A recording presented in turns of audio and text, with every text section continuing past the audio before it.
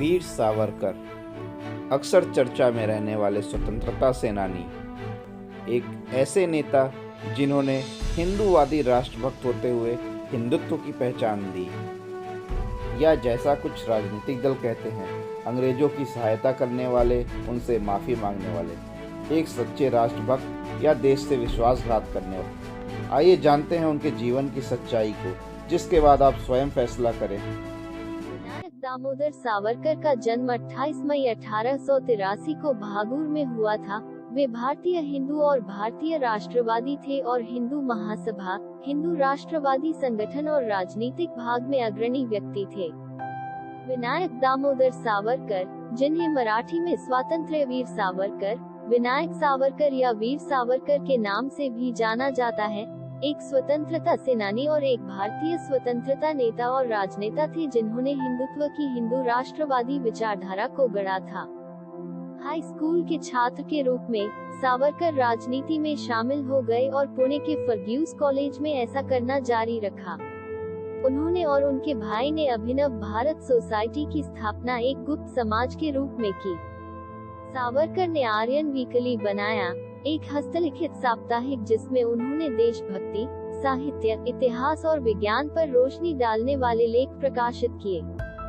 सावरकर अक्सर विश्व इतिहास, इटली, नीदरलैंड और अमेरिका में क्रांतियों पर अकादमिक वार्ता और बहस करते थे और अपने सहयोगियों को तनाव और संघर्ष की समझ देते थे जो उन देशों को अपनी खोई हुई स्वतंत्रता को पुनः प्राप्त करने में सामना करना पड़ता था। सावरकर ने अपने भाई के साथ सदी के अंत में मित्र मेला समुदाय की स्थापना की।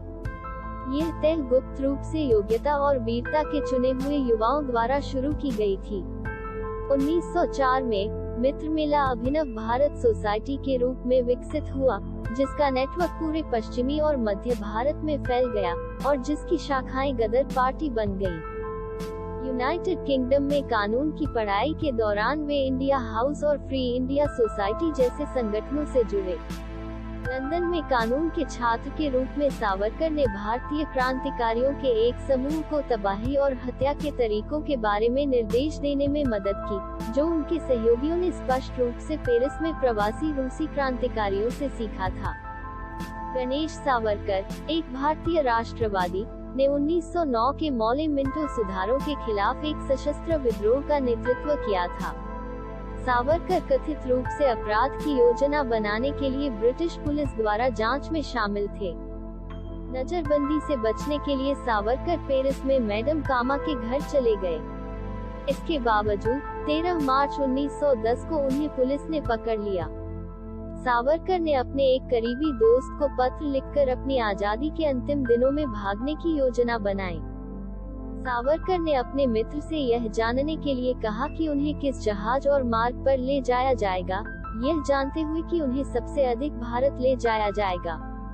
8 जुलाई 1910 को जब एसएस मोरिया मासिले पहुंचे, तो सावरकर अपने सेल से इस उम्मीद में भाग निकले कि उनका दोस्त कार में उनका इंतजार कर रहा होगा।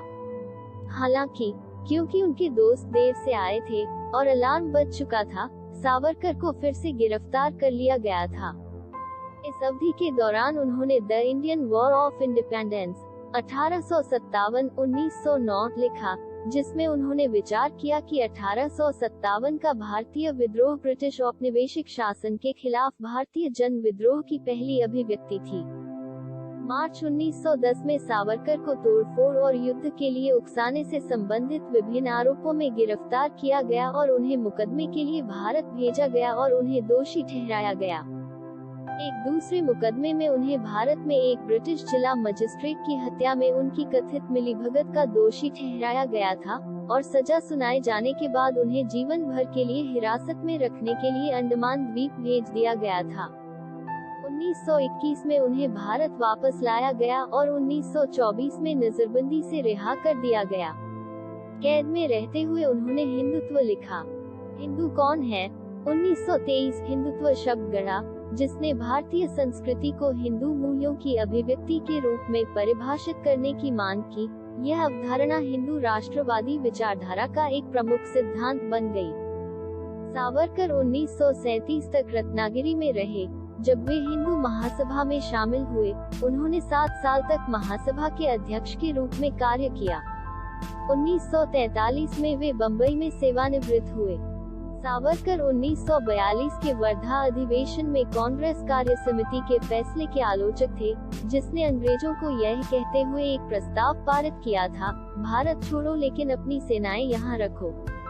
उन्होंने कहा कि यह भारत पर ब्रिटिश सैन्य शासन की पुनर्स्थापना होगी, जिसके बारे में उन्होंने दावा किया कि यह और भी बुरा होगा।